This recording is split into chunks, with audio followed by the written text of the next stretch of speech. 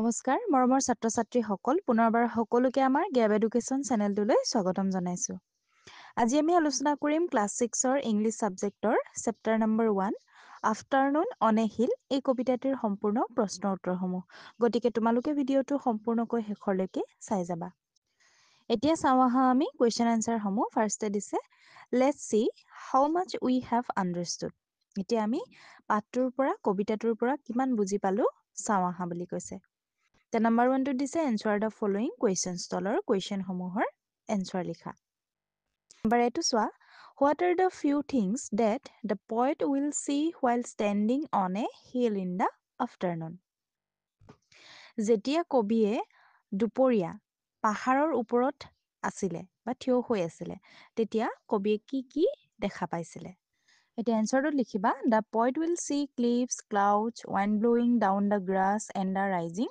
grass কবিয়ে কি দেখিছিলে হিলৰ ঢাল ডাঙৰ ঘাঁহৰ তললৈ বতাহ বলি অহা দেখিছিলে এটা নাম্বাৰ বিটো চোৱা when will the grass bow down and rise again ঘাঁহবোৰ কেতিয়া প্ৰণাম কৰি পুনৰ উঠিব বুলি কৈছে এতিয়া এনসাৰ লিখিবা the grass will bow down when the wind blows যেতিয়া বতাহ বলিব over it and rise again once the wind passes. Ita number C to soa.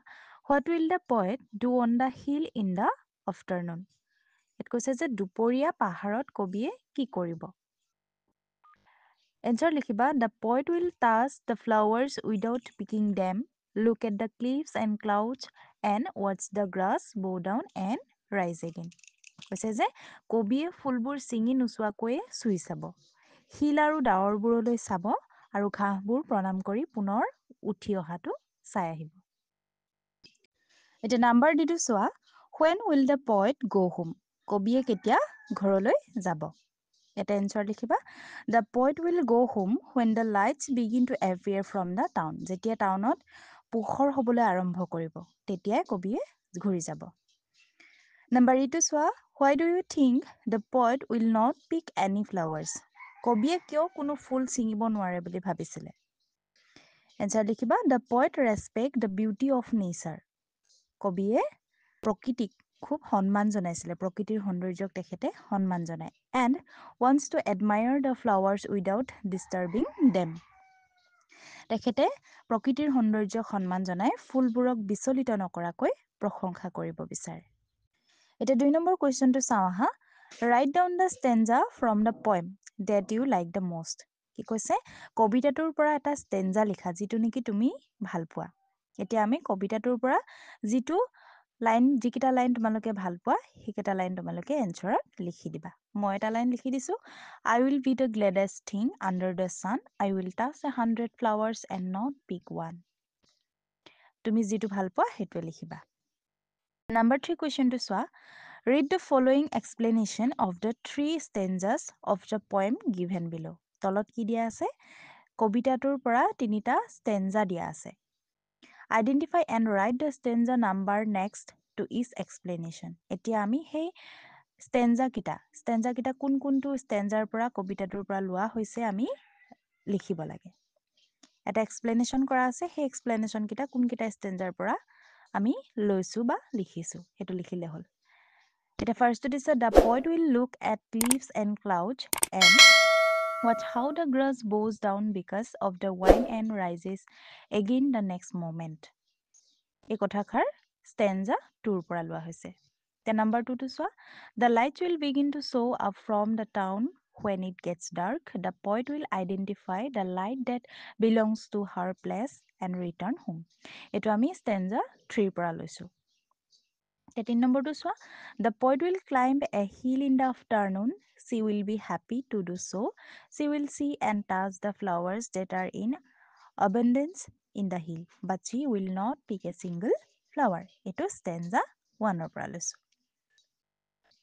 এটা ইয়াতে দিছে match the following আমি একিটা তলৰ বাক্যকেইটা আমি মিলাব লাগে ইয়াতে খেলিমেলিকে দিয়া আছে এটা ফাৰ্স্ট দিছে the poet এটা হ'ব will be on a hill in the afternoon তাৰ পিছত আছে a lot of flowers ইয়াৰ লগত হ'ব show up from the town next আছে the grass এটা হ'ব bows down and rises again তাৰ পিছত আছে lights হ'ব are in the hill এতিয়া চাওঁ আহা আমি 5 নম্বৰ কুৱেশ্যনটো ইয়াত দিছে discuss with your friends what you have understood from the poem তোমালোকে কবিতাটোৰ পৰা কিমান বুজি পালা সেইখিনি তোমালোকৰ বন্ধুবৰ্গৰ লগত ডিছকাছ কৰা আলোচনা কৰা and share with your class আৰু তোমালোকে ক্লাছত শ্বেয়াৰ কৰা ইয়াতে লিখিব পাৰা the poem is about enjoying nature and feeling happy আমি কবিতাটোৰ পৰা প্ৰকৃতিৰ বিষয়ে জানিব পাৰিছোঁ প্ৰকৃতিক আমি অনুভৱ কৰিব পাৰিছোঁ the poet loves being on a hill in the afternoon কবিজনে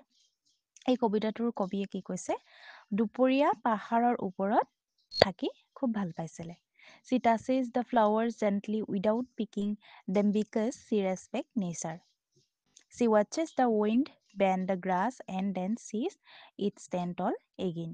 তাই কি কৰি ভাল পাইছিলে কবিয়ে ফুলবিলাক নিচিঙাকৈ স্পৰ্শ কৰিব বিচাৰিছিলে কাৰণ তেখেতে প্ৰকৃতিক খুব সন্মান কৰিছিলে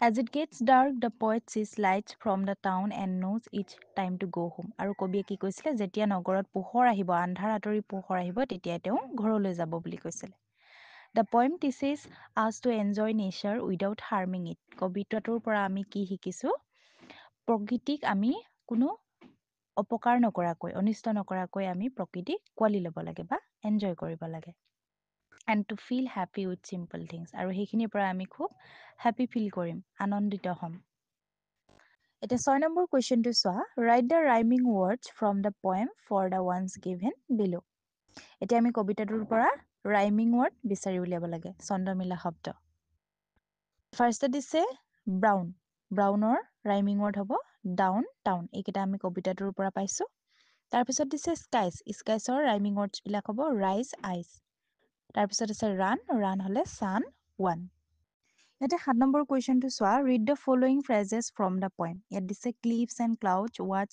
ৱাইণ্ড এতিয়া চোৱা ফাৰ্ষ্টটো ক্লিভছ এণ্ড ক্লাউডছ ফাৰ্ষ্ট ৱৰ্ডটো চি আছে আৰু ছেকেণ্ডটোতো চি আছে ঠিক তেনেকৈ ৱাচ ৱাইণ্ড ৱাচটো ডব্লিউ আছে আৰু উইণ্ডটোতো ডব্লিউ আছে ঠিক তেনেধৰণে আৰু আমি ৱৰ্ড লিখিব লাগে এটা লিখিব পাৰা all towers busy bee chilly songs happy hearts bright butterflies dancing daisies লাফিং লিভছ এনেধৰণে এতিয়া 8 নম্বৰ কুৱেশ্যনটো চোৱা I will be the gladdest thing under the sun. These two lines from the poem say that nature give happiness to the poet. এই দুয়োটা লাইনত কি বুলি কৈছে কবিয়ে কৈছে যে আমাক প্ৰকৃতিয়ে হেপিনেছ দিয়ে সুখ দিয়ে Besides happiness, nature gives us a lot of other things. হেপিনেছৰ উপৰিও আমাক প্ৰকৃতিয়ে বহুতো কিবা কিবি দিয়ে Write down a few such things. সেইসমূহ আমি লিখিব লাগে প্ৰকৃতিয়েনো আমাক হেপিনেছৰ উপৰিও কি কি দিয়ে এটা এনসাৰ লিখিবা fresh air food peace shadow resources fresh air মানে বিশুদ্ধ বায়ু খাদ্য দিয়ে শান্তি দিয়ে আমাক শ্বেডো ছাঁ দিয়ে ৰিচোৰ্চেছ আমাক সম্পদসমূহ দিয়ে এনেধৰণে লিখিবা নাম্বাৰ বিটো চোৱা What's the wind bow down the grass and the grass rise? The poet derives immense pleasure by looking at nature. Observe nature around you. What attracts you? তোমাৰ চাৰিওফালৰ প্ৰকৃতিক চাবলৈ কৈছে আৰু তোমাক কিহে কিহে তোমাক এট্ৰেক্ট কৰিছে আকৰ্ষণ কৰিছে সেই কথাসমূহ তোমাক লিখিব কৈছে ইয়াতে তোমালোকে লিখিব পাৰা এনচাৰত When I look around at nature, the first thing that attracts me is the light, how it sweeps across leaves, how it makes even ordinary things seem alive. I love watching the birds chirping in the morning. The sight of butterflies fluttering around flowers always makes me smile. I also enjoy seeing the trees swaying gently when the wind blows. এতিয়া 9 number কুৱেশ্যনটো চোৱা Look at the picture and write a description about it. You can use the ideas given in the box.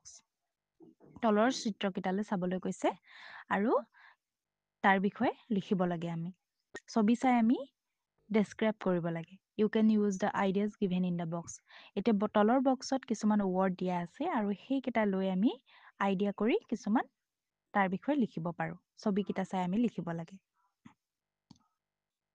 এটা বক্সত দিয়া আছে beautiful sunrise bright sunny morning vibrant colours beauty of nature breathtaking view nature at its best birds chirping flowers in bloom flowing water এইকেইটা দিয়া আছে ইয়াতে তোমালোকে এনচাৰত লিখিবা দ্য পিকচাৰ শ্ব'জ a bright sunny morning with a beautiful sunrise in the background. The sky is painted with vibrant colors, creating a breathtaking view. The boy in the picture looks happy, enjoying the beauty of nature. কবিতাটোত কি দেখা পোৱা গৈছে? Bright ছানি morning, খুব এটা সুন্দৰ পুৱাৰ ৰাতিপুৱা, পোহৰেৰে ভৰি আছে। With a beautiful sunrise in the background, চাৰিওফালে সূৰ্যৰ কিৰণেৰে আৱৰি আছে। Sky is painted with vibrant colours, creating a breathtaking view. আৰু আকাশখন খুব সুন্দৰ ৰঙেৰে ভৰি আছে। The boy in the picture looks happy, enjoying the beauty of nature. আৰু চিত্ৰটোত ল'ৰাটোৱে কি কৰিছে? সেই প্ৰকৃতিৰ ধুনীয়া দৃশ্যবোৰ চাই খুব এনজয় কৰিছে, আনন্দিত হৈছে। The flowers are in full bloom, spreading their beauty all around. ফুলবিলাক খুব ধুনীয়াকৈ ফুলিবলৈ ধৰিছে।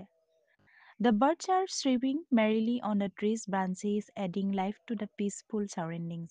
The flowing water in the distance glisters in the sunlight, making the sky more enchanting. It truly showcases nature at its best, where everything looks so lively and beautiful. এতিয়া চাওঁ আহা 10 number কুৱেশ্যনটো। ইয়াত দিছে find words related to nature in the grid and encircle them. One is done for you. এতিয়া nature related কিছুমান word দিয়া আছে, তাকে আমি বিচাৰি উলিয়াব লাগে। এই চাৰ্টখনৰ পৰাই আমি এইকেইটা ৱৰ্ড লিখিব লাগে। এতিয়া আমি চাৰ্টখনত পাইছোঁ ক্লাউড, ৱাইন, গ্ৰাছ। এতিয়া ইয়াতে দিছে নাও make sentences using is word. আৰু এই ৱৰ্ডকেইটাৰ পৰা আমি প্ৰত্যেকটোৰে এটা এটা বাক্য সাজিব লাগে। এতিয়া ফাৰ্ষ্টটো পাইছোঁ আমি ক্লাউড।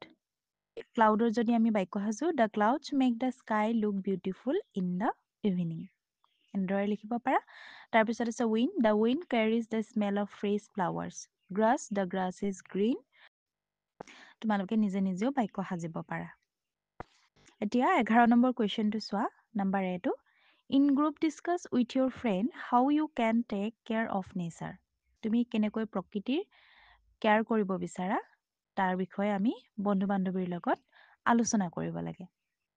প্ৰকৃতিকনো আমি কেনেকৈ কেয়াৰ কৰিব পাৰোঁ। You can use ideas given in the cards. আৰু কিছুমান কাৰ্ডছ দি আছে আৰু কাৰ্ডত কিছুমান কথা লিখা আছে, সেই আইডিয়াকেইটা তোমালোকে ল'ব পাৰা বুলি কৈছে।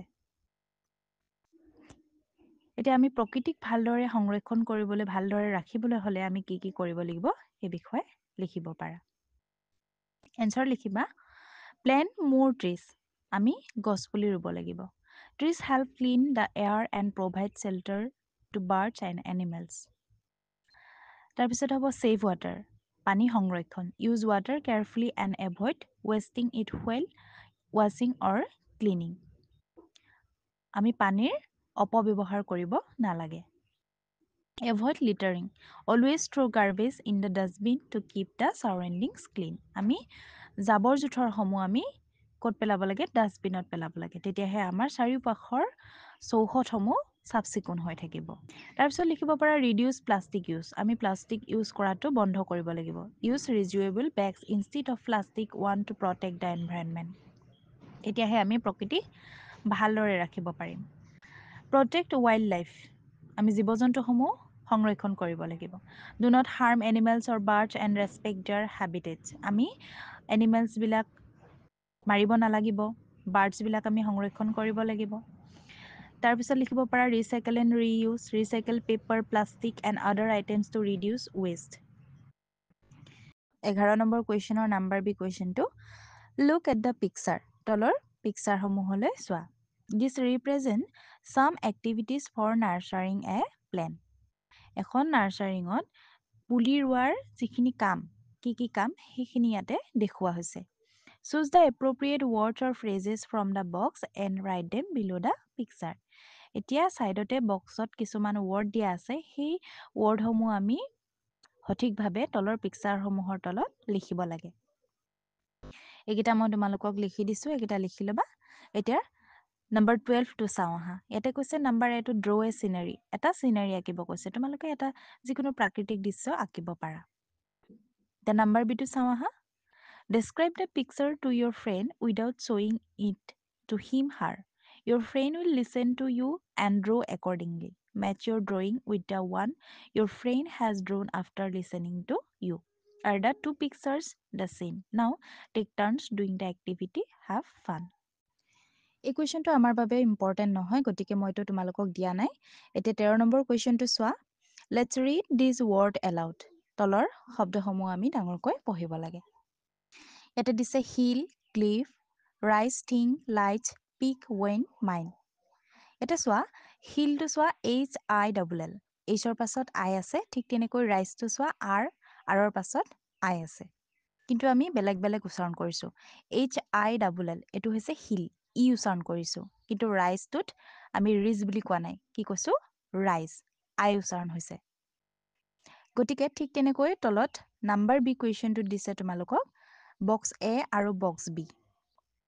ইয়াতে তোমালোকে কিছুমান ৱৰ্ড লিখিব লাগে, তেনেকুৱা ধৰণৰ উচ্চাৰণ কৰা।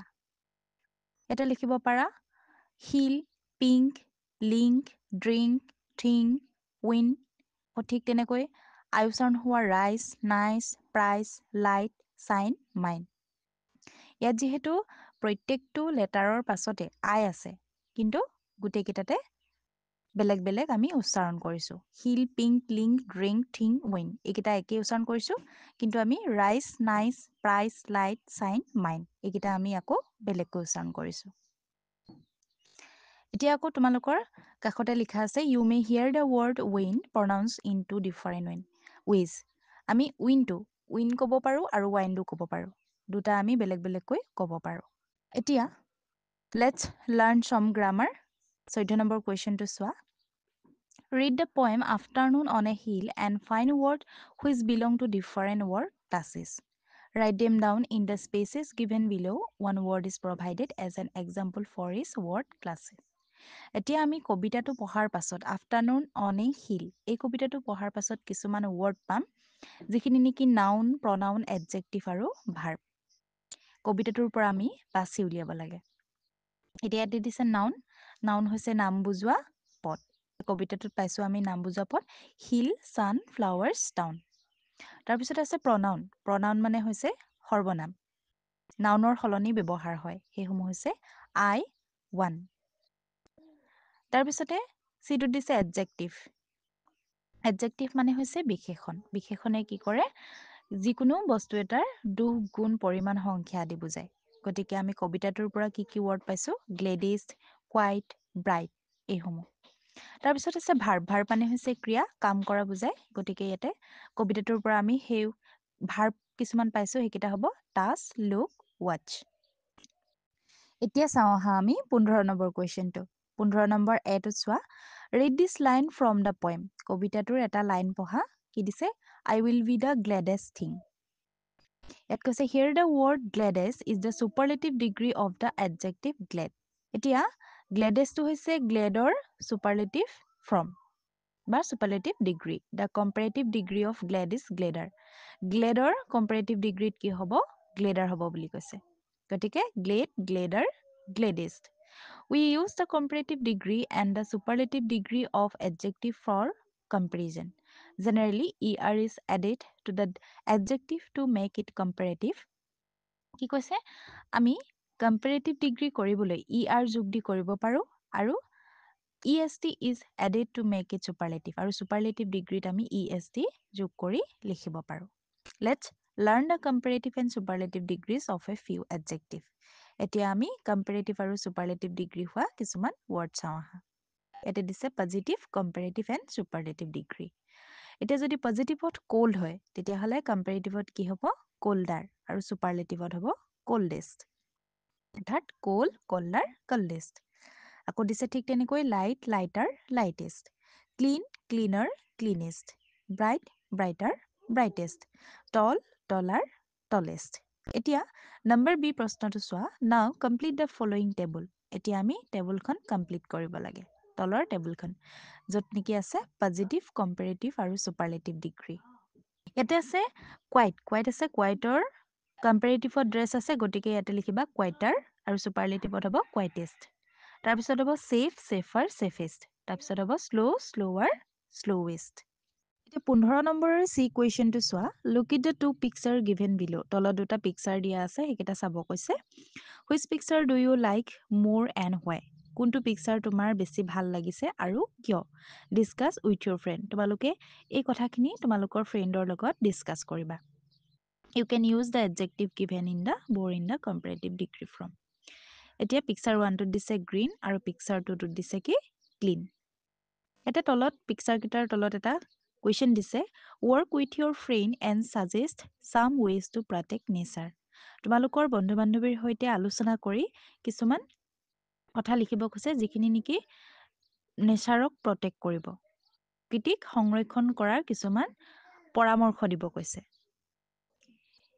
ইয়াতে তোমালোকে এতিয়া কোনটো পিকচাৰ ভাল পালা সেইটো লিখিবা আই like picture 1 more because it looks greener cleaner and more beautiful compared to এনেকৈ লিখিব পাৰা যে মই পিকচাৰ 1টো ভাল পাইছোঁ কাৰণ ইয়াতে খুব সেউজীয়া পৰিৱেশটো কেনেকুৱা সেউজীয়া আৰু চাফা আৰু খুব ধুনীয়া এনেদৰে লিখিব পাৰা আৰু পিকচাৰ 2টো কেনেকুৱা in picture 1 the trees are full of leaves the grasses lush flowers and blooming and the environment looks peaceful and pleasant. On the other hand, picture 2 looks dirtier and drier. তুমি picture 1টো যদি ভাল পাইছা তেন্তে এনেকৈ লিখিব পাৰা যে picture 1টোত আমি খুব ধুনীয়া সুন্দৰ সেউজীয়া পৰিৱেশ এটা দেখিবলৈ পাইছোঁ আৰু ফুলবিলাক ফুলি আছে এনভাইৰনমেণ্ট লুকছ পিচফুল পৰিৱেশটো খুব শান্তিময় লাগিছে খুব সুন্দৰ লাগিছে কিন্তু আনহাতে on the other hand picture 2 looks dirtier and drier কিন্তু দ্বিতীয় পিকচাৰটো আমি কেনেকুৱা দেখিছোঁ অলপ লেতেৰা আৰু শুকান দেখিছোঁ এনেদৰে লিখিব পাৰা এতিয়া নেচাৰ প্ৰটেক্টৰ কাৰণে প্ৰকৃতি সংৰক্ষণৰ কাৰণে কিছুমান পৰামৰ্শ দিব পাৰা ছাজেশ্যন ইয়াতে লিখিব পাৰা প্লেন মোৰ ট্ৰিজ গছ গছনি ৰুব লাগিব save water avoid littering reduce plastic use protect wild life recycle and reuse এইসমূহ লিখিবা এতিয়া 16 নম্বৰ কুৱেশ্যনটো চোৱা ইয়াত দিছে read this lines from the poem কবিতাটোৰ পৰা কিছুমান লাইন দিয়া আছে সেইকেইটা পঢ়িব কৈছে তাৰপিছতে এটা কুৱেশ্যন দিছে write down what you usually do in the morning use simple present tense ৰাতিপুৱা তোমালোকে কি কৰা সেই কথাকেইষাৰ বৰ্ণনা কৰি চিম্পল প্ৰেজেণ্ট টেন্সত আমি লিখিব লাগে এতিয়া ৰাতিপুৱা তুমি কি কৰা লিখি দিব পাৰা I wake up at 6:30 every morning I brush my teeth and take a shower. I eat breakfast before I go to school. এনেদৰে লিখিবা তাৰপিছতে 17 নম্বৰ কুৱেশ্যনটো চোৱা listen to the announcement of an art competition made by your class teacher as you listen fill in the blanks with the information from the text ইয়াত কৈছে যে তোমালোকৰ class টিচাৰে শ্ৰেণী শিক্ষকে তোমালোকৰ আৰ্ট কম্পিটিশ্যনত কিছুমান এনাউন্সমেণ্ট কৰিছে ঘোষণা কৰিছে সেই কথাখিনি ভালদৰে শুনিবা আৰু তলৰ কি কৈছে বাক্যসমূহ সম্পূৰ্ণ কৰিব কৈছে কিছুমান তথ্য দিয়া আছে আৰু সেইসমূহ আমি খালী ঠাইসমূহ পূৰ কৰিব লাগে এটা নাম্বাৰ এইটো চোৱা the art competition will be held on the occasion of dash তোমালোকে চিলড্ৰেন ডে বুলি লিখিব পাৰা চিলড্ৰেন ডেত যিহেতু আৰ্ট কম্পিটিশ্যন হয়ে দ্য নাম্বাৰ বিটোত দিছে the theme of the competition is dash কম্পিটিশ্যনটোৰ থিমটো হৈছে কি আঁকিব লাগে আমি নেচাৰ এণ্ড এনভাইৰনমেণ্ট আমি প্ৰাকৃতিক দৃশ্য আঁকিব লাগে the competition will start at dash M কম্পিটিশ্যনবিলাক আমাৰ খুব 10 বজাৰ পৰা আৰম্ভ হয় গতিকে ইয়াতে তোমালোকে 10 AM লিখিব পাৰা the students have to bring the necessary dress ইয়াতে ষ্টুডেণ্টে কি লৈ আহিব লাগিব আৰ্ট মেটেৰিয়েলছবিলাক ইয়াতে লিখিবা art materials the school authority will provide only dash স্কুলৰ পৰা মাত্ৰ কি দিয়া হ'ব কি প্ৰদান কৰা হ'ব ড্ৰয়িং ছিটখনহে প্ৰদান কৰা হ'ব dress winners from is group will be awarded ইয়াতে হ'ব 3 winners from is group will be awarded যিহেতু 3জন উইনাৰ দিয়া হয় ফাৰ্ষ্ট ছেকেণ্ড থাৰ্ড গতিকে তোমালোকে 3 winners from is group will be awarded গতিকে এইখিনিয়ে আছিল তোমালোকৰ আজিৰ অধ্যায়টোৰ প্ৰশ্নৰ উত্তৰসমূহ ছাত্ৰ ছাত্ৰীসকল ইয়াৰ উপৰিও যদি তোমালোকে অন্য ছাবজেক্টসমূহৰ কুৱেশ্যন আনচাৰসমূহ বিচাৰিছা তেন্তে আমাৰ চেনেলত দিয়া আছে তোমালোকে চাব পাৰিবা